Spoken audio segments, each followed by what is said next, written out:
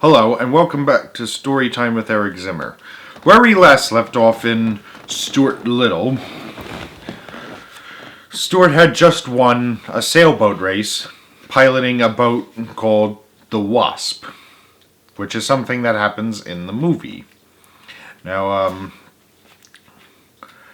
next we're going to meet a character who appeared in the second movie, Stuart Little 2. I think you all know who this character is.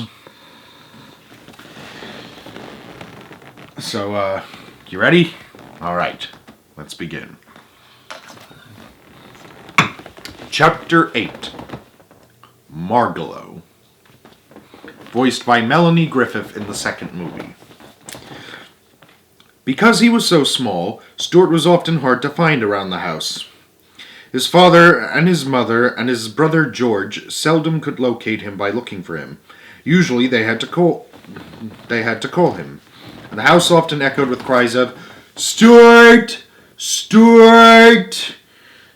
You would come into a room and he might be curled up in a chair, but you wouldn't see him. Mr. Little was in constant fear of losing him and never finding him again.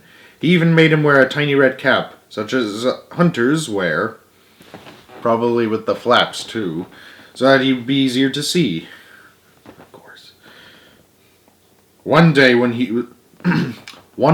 was 7 years old, Stuart was in the kitchen watching his mother make tapioca pudding. He was feeling hungry, and when Mrs. Little opened the door of the electric refrigerator to get something, Stuart slipped inside to see if he could find a piece of cheese. He supposed, of course, his mother had seen him, and when the door swung shut and he realized he was locked in, it surprised him greatly. Uh-oh. "Help!" he called. "It's dark in here. It's cold in this refrigerator. Help! Let me out! I'm getting colder by the minute!" Poor guy. But his voice was not strong enough to penetrate the thick wall. In the darkness, he stumbled and fell into a saucer of prunes. The juice was cold. Stuart shivered and his teeth began to chatter together. It wasn't until half an hour later, when Mrs. Little again opened the door and found him standing on a butterfly, beating his arms together to try to keep warm, and blowing on his hands and hopping up and down. "Mercy!" she cried. "Stuart, my poor little boy." "How about a nip of brandy?" said Stuart. "I'm chilled to the bone." No, not for you. You're too young." Brandy indeed. But his mother made him some hot broth instead. That's more like it. And put him to bed in his cigarette box with a doll's hot water bottle against his feet.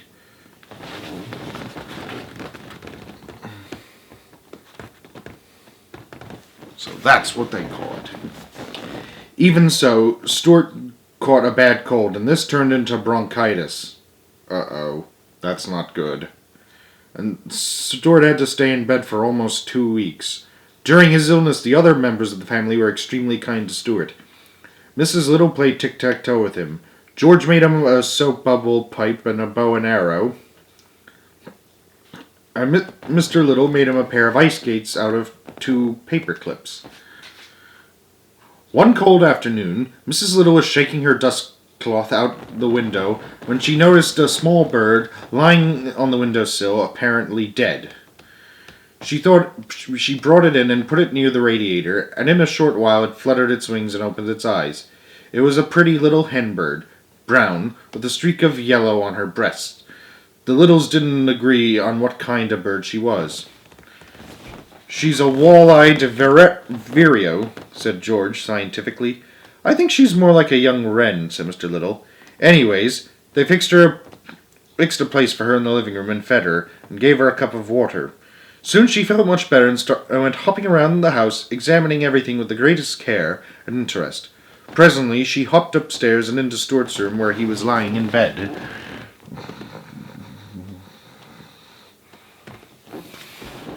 "Hello," said Stuart. "Who are you? Where'd you come from?" "My name is Margalo," said the bird softly in a musical voice. "I come from fields once tall with wheat, from pastures deep in fern and thistle. I come from vales of meadow sweet, and I love to whistle." Stuart sat bolt upright in bed. "Say that again," he said. "I can't," replied Margalo. "I have a sore throat." "So do I," said Stuart. "I've got bronchitis. You better not get too near me. You might catch it." "I should know. I once had it myself." Not a pleasant memory, I tell you. Ahem. "I'll stay right here by the door," said Margalo. "You can use some of my gargle if you want to," said Stuart. "And here are some nose drops, and I have plenty of Kleenex." "Thank you very much. You are very kind," replied Margalo. "Did they take your temperature?" asked Stuart, who was beginning to be genuinely worried about his new friend's health. "No," said Margalo, "but I don't think it will be necessary." "Well, we better make sure," said Stuart, "because I would hate to have anything happen to you. Here." And he tossed her the thermometer. Margalo put it under her tongue, and she and Stuart sat very still for 3 minutes. Then she took it out and looked at it, turning it slowly and carefully. "Normal," she announced. Stuart felt his heart leap for gladness. It seemed to him that he had never seen any creature so beautiful as this tiny bird, and he already loved her.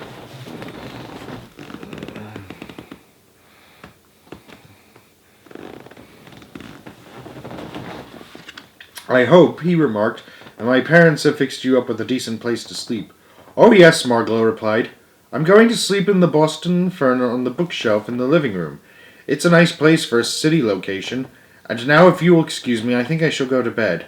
I see it's getting dark outside. I always go to bed at sundown. Good night, sir." "Please don't call me sir," cried Stuart. "Call me Stuart." "Very well," said Margalo. "Good night, Stuart." And she hopped off with light, bouncing steps. "Good night, Margalo," called Stuart. "See you in the morning." Stuart settled back under the bedclothes again. "There's a mighty fine bird," he whispered and sighed a tender sigh. When Mrs. Little came in later to tuck Stuart in for the night and hear his prayers, Stuart asked her if she thought the bird would be quite safe sleeping down in the living room. "Quite safe, my dear," replied Mrs. Little. "What about the cat Snowbell?" asked Stuart sternly. "Oh-ho!" "Snowbell won't touch the bird," Mrs. Little said. "You go to sleep now and forget all about it." Mrs. Little opened the window and turned out the light. Stuart closed his eyes and lay there in the dark. But he couldn't seem to go to sleep. He tossed and turned, and the bedclothes got all rumpled up. He kept thinking about the bird downstairs asleep in the fern, Margalo. He kept thinking about Snowbell and about the way Snowbell's eyes gleamed. Finally, unable to stand it any longer, he switched on the light. "There's just something in me that doesn't trust a cat," he muttered. "I can't sleep, knowing that Margalo is in danger." Pushing the covers back, Stuart climbed out of bed. He put on his wrapper and slippers. Taking his bow and arrow and his flashlight, he tiptoed out into the hall. Everybody had gone to bed and the house was dark. Stuart found his way to the stairs and descended slowly and cautiously into the living room, making no noise. His throat hurt him, and he felt a little bit dizzy. "Sick as I am," he said to himself, "this has got to be done." Being careful not to make a sound, he stole across the lamp by the bookshelf, shinned up the cord, and climbed out onto the shelf. There was a faint ray of light from the street lamp outside, and Stuart could dimly see Margalo asleep in the fern, her head tucked against under her wing. "Sleep well upon thine eyes, peace in thy breasts," he whispered, repeating such a line he had heard in the movies. Wonder which one. Then he hid behind a candlestick and waited, listening and watching. For half an hour he saw nothing. He heard nothing but a faint ruffle of Margalo's wings when she stirred in dream. The clock struck 10 loudly, and before the sound of the last stroke had died away, Stuart saw two gleaming yellow eyes peering out from behind the sofa. "So," thought Stuart, "I guess there's going to be something doing after all." He reached for his bow and arrow. The eyes came nearer. Stuart was frightened, but he was a brave mouse, even when he had a sore throat. He placed the arrow against the cord of the bow and waited. Snowbell crept softly towards the bookshelf and climbed noisily up into the chair within easy reach of the Boston fern where Margalo was asleep. Then he crouched, ready to spring. His tail waved back and forth. His eyes gleamed bright. Stuart decided the time had come. He stepped out from behind the candlestick, knelt down, bent his bow, and took careful aim at Snowbell's left ear, which was the nearest to him. "This is the finest thing I have ever done," thought Stuart, and he shot the arrow straight into the cat's ear. Snowbell squealed with pain and jumped down and ran off to the kitchen. Towards the kitchen. "A direct hit," said Stuart. "Thank heaven. Well, there's a good night's work done." And he threw a kiss towards Margolo's sleeping form. It was a tired little mouse that crawled into bed a few minutes later, tired but ready for sleep at last.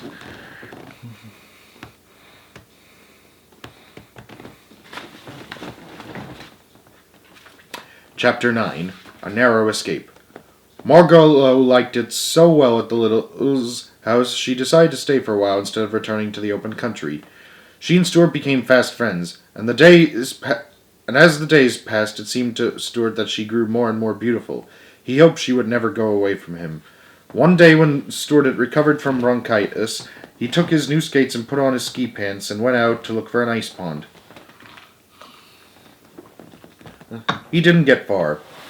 The minute he stepped out into the street, he saw an Irish terrier, so he had to shinny up an iron gate and jump into a garbage can, where he hid in a grove of celery. Uh-oh.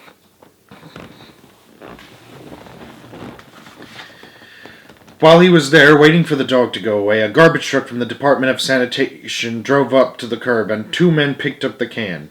Stuart felt himself being hoisted high in the air. He peered over the side and saw that in another instant, he and everything in the can would be dumped into the big truck. "If I jump now, I'll kill myself," thought Stuart. So he ducked back into the can and waited. The men threw the can with a loud bump into the truck, where another man grabbed it, turned it upside down, and shook everything out. Stuart landed on his head, buried 2 feet deep in wet, slippery garbage. All around him was garbage, smelling strong. Under him, over him, on all 4 sides of him. Garbage. Just an enormous world of garbage and trash and smell. It was a messy spot to be in. He had egg on his trousers, butter on his cap, gravy on his shirt, orange pulp in his ear, and banana peel wrapped around his waist. Ugh! Why did he have to go into details? Still hanging onto his skates, Stuart tried to make his way up to the surface of the truck, but the footing was bad. He climbed a pile of coffee grounds, but near the top the grounds gave way under him, and he slid down and landed in a pool of leftover rice pudding. Ack! "I bet I'm going to be sick at my stomach before I can get out of this," said Stuart. He was anxious to work his way up to the top of the pile, because he was afraid of being squashed by the next canload of garbage. When at last he did succeed in getting to the surface, tired and smelly, he observed that the truck was not making any more collections, but was rumbling rapidly along. Stuart glanced up at the sun. "We're going east," he said to himself. "I wonder what that means. It must be heading to the East River."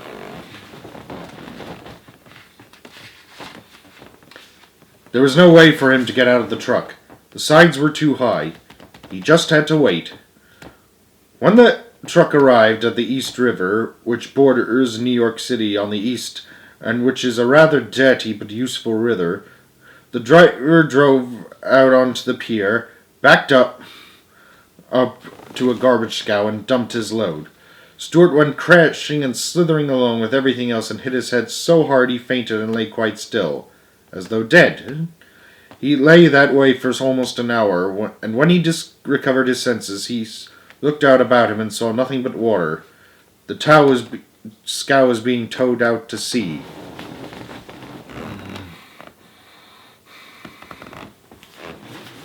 "Well," thought Stuart, "this is about the worst thing that could happen to anybody. I guess this will be my last ride in this world," for he knew that the garbage would be towed 20 miles out and dumped into the Atlantic Ocean. Thank God they don't do this anymore. At least in America. That's polluting. I guess there's nothing I can do about it, he thought hopelessly. I'll just have to sit here bravely and die like a man. But I wish I didn't have to die with egg on my pants and butter on my cap and gravy on my shirt and orange pulp in my ear and banana peel wrapped around my middle. Okay, too much information. The thought of death made Stuart sad, and he began to think of his home, of his father and mother and brother George, and of Margalo and Snowbell, and of how he loved them, all but Snowbell, and of what a pleasant place his home was, especially in the early morning with the light just coming in through the curtains and the household stirring and waking. The tears came into his eyes when he realized that he would never see them again.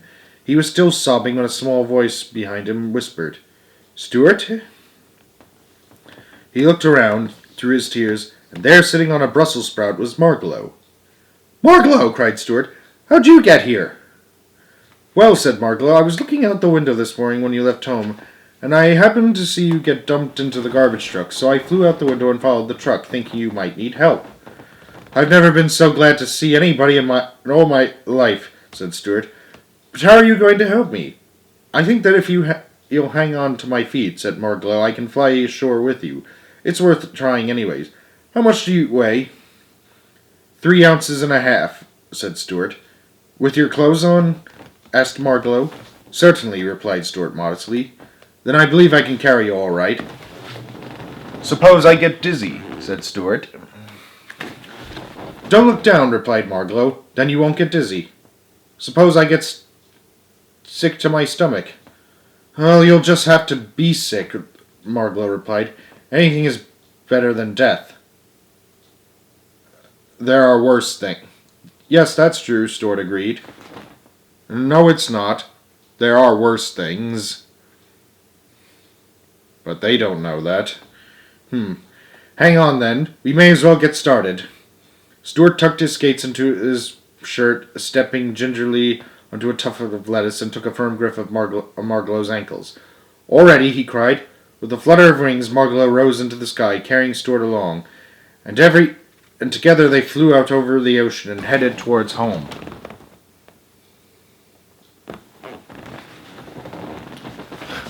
"Whew!" said Margalo when they were high in the air. "You smell awful, Stuart." "I know I do," he replied gloomily. "I hope it isn't making you feel bad." "I can hardly breathe," she answered, "and my heart is pounding in my breast. Isn't there something you could drop to make yourself lighter?" "Well, I could drop these ice skates," said Stuart. "Goodness me," Margalo cried. "I didn't know you had skates hidden in your shirt. Toss those heavy skates away, or we will both come down in the ocean and perish." Stuart threw his skates away and watched them fall down, till they disappeared in the grey waves below. "That's better," said Margalo. "Now we're all right. I can already see the towers and chimneys of New York City." 15 minutes later, in they flew through the open window of the Littles' living room and landed on the Boston Fern. Mrs. Little, who had left the window open up when she missed Margalo, was glad to see them back, for she was beginning to worry.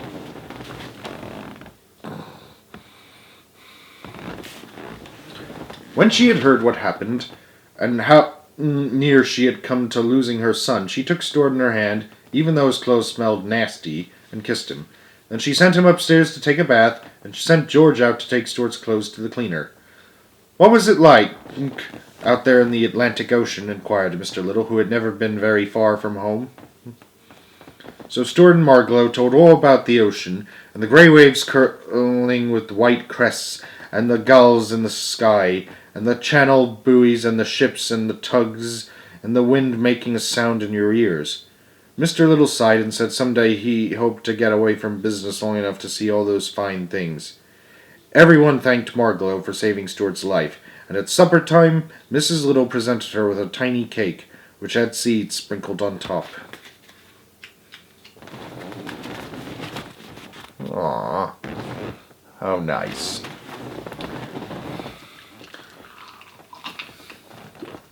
Chapter 10. Springtime. Snowbell the cat enjoyed nighttime more than daytime. Perhaps it was because his eyes liked the dark, but I think it was because there are always so many worthwhile things going on in New York City at night. Snowbell had several friends in the neighborhood. Some of them were house cats, others were store cats. He knew a Maltese cat in the A&P, a white Persian and cat in the apartment house next door, a tortoise shell in the delicatessen, a tiger cat in the basement of the branch library, and a beautiful young Angora cat who had escaped from a cage in a pet shop on 3rd Avenue and had gone to live a free life of her own in the tool house of the small park near Stuart's home. One fine spring evening, Snowbell had been calling on the Angora in the park. He started home late, and it was such a lovely night she said she would walk along with him to keep him company. When they got to Mr. Little's house, the two cats sat down at the foot of a tall vine which ran up the side of the house past George's bedroom. This vine was useful to Snowbell because he could climb in it at night and crawl into the house through George's open window. Snowbell began telling his friend about Margalo and Stuart. "Goodness," said the Angora cat. "You mean to say you live in the same house with a bird and a mouse and you don't do anything about it?" "That's the situation," replied Snowbell. "But what can I do about it? Please remember that Stuart is a member of the family, and the bird is a permanent guest like myself." "Well," said Snowbell's friend, "all I can say is, you've got more self-control than I have." "Doubtless," said Snowbell. "However, I sometimes think I've got too much self-control for my own good. I've been terribly nervous and upset lately. I think it's because I'm always holding myself in."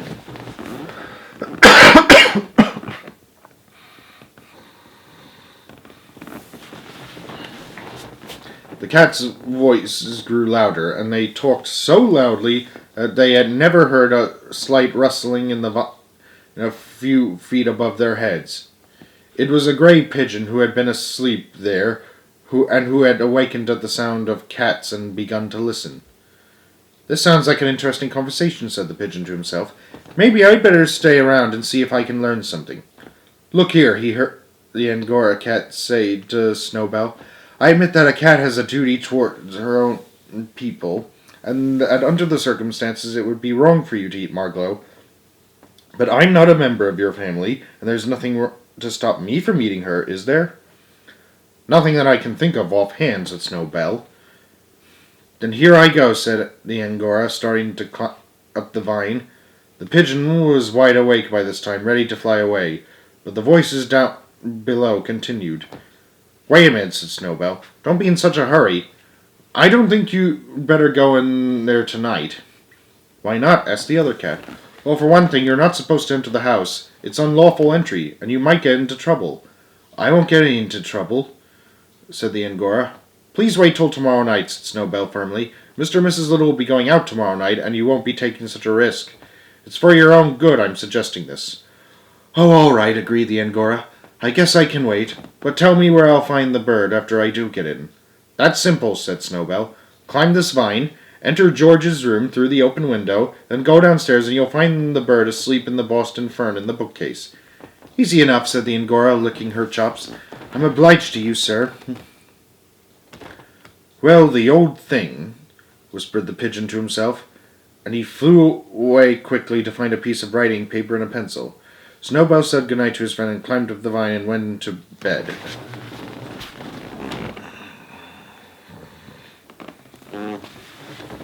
Next morning, Margalo found a note on the branch of the fern when she woke. It said, "Beware of a strange cat who will come by night." It was signed, "A Well-Wisher." She kept the note under her wing all day long, wondering what she had better do. But she didn't dare show it to anyone, not even to Stuart. She couldn't eat. She was so frightened. "What had I better do?" she kept saying to herself. Finally, just before dark, she hopped on up to an open window, and without saying anything to anybody, she flew away. It was springtime, and she flew north, just as fast as she could fly, because something inside her told her that north was the way for a bird to go when spring comes to the land.